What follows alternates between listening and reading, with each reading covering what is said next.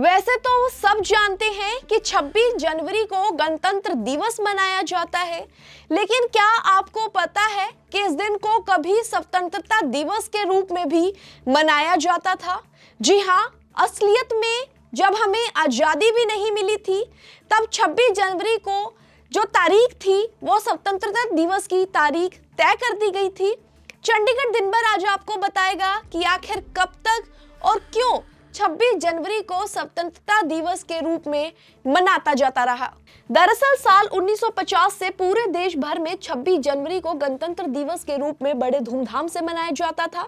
देश भर में लोग इसे एक त्योहार के रूप में मानते हैं, लेकिन आपको जानकर हैरानी होगी कि कभी इस दिन स्वतंत्रता दिवस और स्वाधीनता दिवस के रूप में मनाया जाता था। क्रांतिकारी इस दिन रैली निकालते थे और इस दिन को अपनी आजादी के दिवस के रूप में मनाते थे। आजादी से पहले ये तारीख 17 साल तक स्वतंत्रता दिवस के रूप में मनाई गई थी, यानी जब देश गुलामी में था तब भी 26 जनवरी लोगों के दिलों में आजादी की उम्मीद जगाती थी।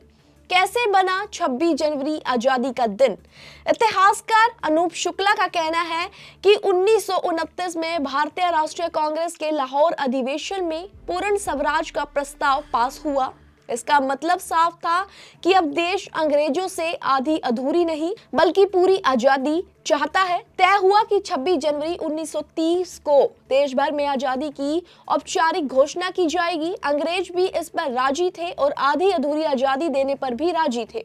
बस यही से 26 जनवरी एक ऐतिहासिक तारीख बन गई। हालांकि असली पूर्ण आजादी की राह यहीं से तय हुई। इसी दिन को जब तक आजादी नहीं मिली तब तक आजादी का प्रतीक मानते हुए स्वतंत्रता दिवस के रूप में मनाया जाता रहा।